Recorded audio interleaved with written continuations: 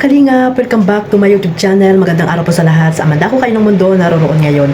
At ito nga guys, no, panibagong reaction tayo mga Kalingap dito sa panganganak ni Jack, no mga Kalingap. At unang-una po mga Kalingap, congrats po dito kay Kalingap Jomar at kay Jack, no, na inilabas niya ng maayos po ang kanilang pangalawang anak mga Kalingap. Ayan, congratulations at ganoon din sa kanilang lolo, lola, sila Ate Edna, Kuya Bal. Ayan, congrats po at nagkaroon ulit kayo ng pangalawang apo dito kay Kalingap Rab. At ito nga guys, no, nakita ko po dito yung mga key boys na pumunta po dito at pinasyalan or dinalaw po si Kalingap Rab, no, dahil nga ay yun nga si Jack ay nanganak at ayun nagbigay po sila ng prutas at kung ano-ano pa mga pagkain mga Kalingap. At dito, no, na pumunta si Kalingap Jomar. So bago natin simulan yan, shoutout muna tayo sa ating founder Kuya Bal Santos Matubang, Ate Edna Vlogs at Kalingap Rab at sa lahat po ng mga nasa landing pad, ambassador, deputy at mga Kalingap Scouters. Miga love shoutout po sa inyong lahat.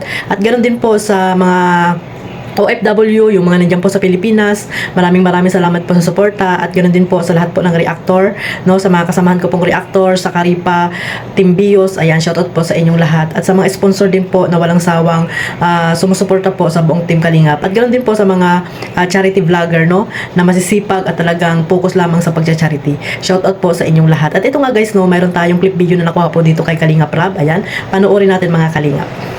Aba, si Papa Joms guys. Papa Joms. Papa Joms, bigyan na naman nagbra.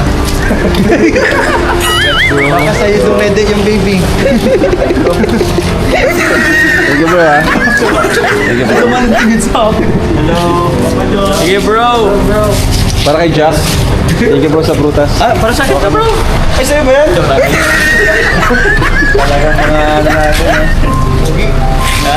Ugi. Gusto lang ito sa'yo. Ilang ugi ka na bro. Kahit kailan talaga.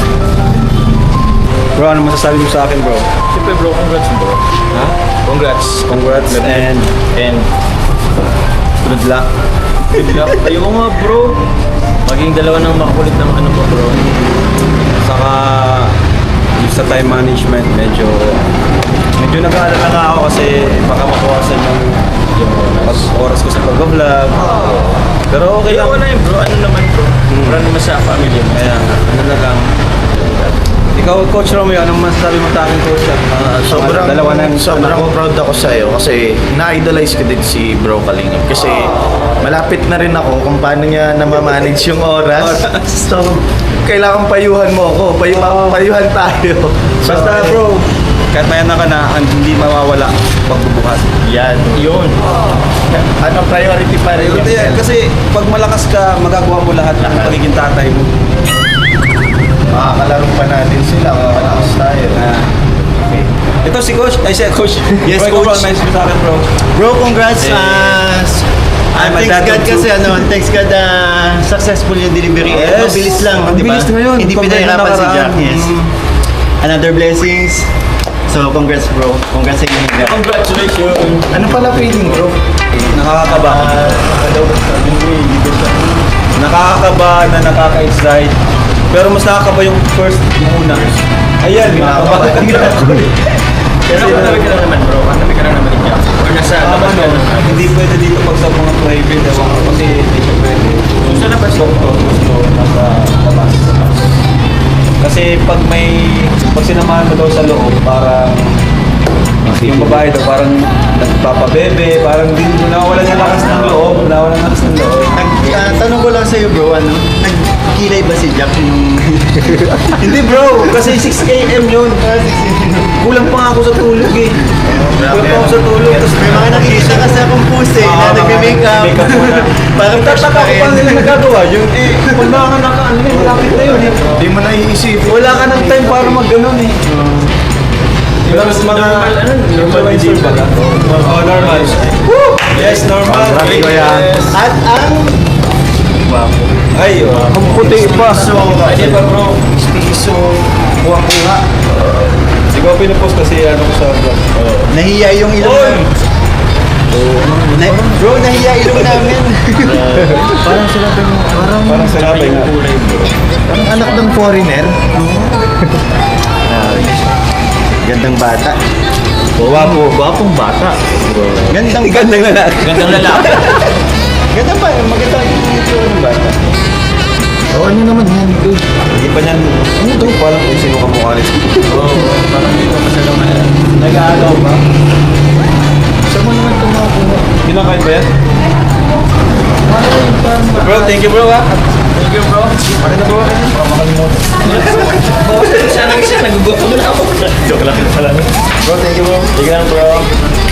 At makauwi din ako. Ma-edit ako. Ba't trabaho ka? Hindi, upload ko na to. Oo.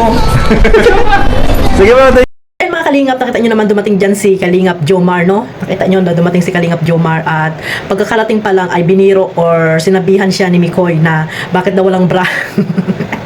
Nagbabra ba yung lalaki mga kalingap? At baka daw si kay Kalingap Jomar padidihin yung bata, no, yung anak ni Kalingap Rab. At nagbiro nga dito si Mikoy mga kalingap, parang nag-iba yung ano ni yung mukha ni Kalingap Jomar, no. Alam naman natin na biro lang yon, pero syempre nga parang nakaka-offend mga kalingap, no, sa kararating lang ni Kalingap Jomar. Hindi lang siguro siya makapagsabi, no, na kay Mikoy na bakit ano nga kararating niya lang ay nagbiro na agad ng ganon. Syempre nga mga kaibigan, di ba? Talagang ganon yung mga biruan. At ang masakit dito mga kalingap, no, si Mikoy ay nabas dahil dito sa biro niyang ito kay Kalingap Jomar. Kasi nga, hindi na rin natin kilala yung mga viewers na talagang idol na idol si Kalingap Jomar. Kasi nga, nakaka-open yung biro ni Mikoy, di ba? So, hindi rin naman alam ng mga viewers na ganun yung mga biroan nila, di ba mga Kalingap? Kaya sana, no, sa sunod ay ingat-ingat tayo sa mga binibitawan natin salita, sa mga biroan, lalo na pag may mga vlog, di ba mga Kalingap? Or yung binablog ni Kalingap Rab, itong senaryo na ito mga Kalingap. At napakarami pong nambas dito kay Kalingap Mikoy, no, sa pagsasabi nila ito kay Kalingap Jomar. So ayun, nakita ko rin dito mga kalingap na talagang humihingi ng tips si Papa Joms dito kay Kalingap Rab kung ano ba daw yung nararamdaman, di ba? Kasi nga syempre si Kalingap Jomar naman ay wala pang ano yung karanasan, no? Hindi pa siya yung talagang naging ama mga kalingap. Unlike ito si Mikoy mga kalingap na di umano ay may anak na daw yan, kaya siguro hindi na sa kanya bago-bago yung mga katulad niya na nakaranas na pumunta sa partner niya para makita kung ano ba talaga yung nararamdaman pag may bagong anak, di ba mga kalingap? Like si Kalingap Rab, yan, tinanong ni Papa Joms kung ano ba daw yung nararamdaman, di ba mga kalingap? At ayun, talagang hanga-hanga siya, no? Talagang tiningnan nila yung baby na talagang puging-pugi si Kalingap Jomar at siyempre si Mikoy dito sa anak ni Kalingap Rab. So ayan, no mga kalingap, sana next time si Kalingap Jomar naman na makita natin na may baby na. May baby na wala pa nga, no? Hindi pa nga kinakasal, baby na agad. So sana, no, mali natin, di ba mga kalingap, hindi natin hinihingi na sa mga pagkakataon, di ba? Mga susunod na panahon, di ba, na maging sila na nga ni Carla, ay siya naman yung pupunta ng hospital para sa panganganak ni baby Carla natin mga kalingap. Siyempre, hindi natin, ano yan, di ba? Hindi natin pwedeng hindi na pag-usapan yan. Kasi nga, kung talagang sila nga ni Carla, di ba? Siyempre, magkakaroon sila ng supling, alam nga namang wala, di ba mga kalingap? Kaya, ayun, no, humihingi si Kalingap Joms sa mga tips about po sa mga ganyang kung ano yung mga nararamdaman pag nakalabas na yung baby ng kanyang mag-anak, di ba? Katulad siya kay Kalingap Rab. So, ayan, sana sa pagdating ng panahon ay si Kalingap Jomar din ang makita nating may baby na, no mga kalingap. Talagang masaya yan at nakikita natin na talagang pag sila ni Carla ay mag-asawa na, syempre magkakaroon niya ng anak na talagang kamukha din nila, pogi din, di ba? Lalo kay Carla, di ba, napakatangos ng ilong, di ba mga kalingap? So nakaka-excited, di ba mga kalingap? Or imagine ninyo mga kalingap, mag-imagine na lang mag-imagine na lang muna tayo. So ayun, mga kalingap, lesson learned dito kay Mikoy, no, na hindi lagi-lagi ay nagbibiruan para po makaiwas sa pambabas, no, ng mga supporters po ng Jomcar, di ba? Para po maiwasan na magka-problema mga kalingap. So ayun nga, no, sa mga nag-live nga kay Kuya Jen, sa talaga namang binas po itong si Kalingap, si Mikoy, dahil nga sa kanyang pagbibiro, di ba? Kasi nga hindi naman nila kilala yung pagbibiroan nila, hindi alam ng mga viewers na okay lang kay Kalingap Joms or kay Mikoy yung mga ganung biruan, kaya yun. So sana ay maunawaan din ng lahat mga kalingap. So yun nga, kay Mikoy sana ay hindi basta-basta na kung ano-ano mga pagbibiro ang ginagawa dito kay Kalingap Jomar. So sa sunod ay ingatan na lang para wala maging problema, di ba? So hanggang dito na lang po mga kalingap. God bless po sa lahat. Maraming salamat po sa suporta sa aking maliit na YouTube channel Kalingap Maymay, at syempre sa buong team Kalingap kay Kuya Bal Santos Matubang. Sa mga bago ko pong subscriber, maraming salamat po. Sa hindi pa po nakasubscribe, ayan, click the notification bell para po updated kayo sa aking mga reaction video na ina-upload mga kalingap. God bless us all. Mabuhay po ang team Kalingap. Bye bye.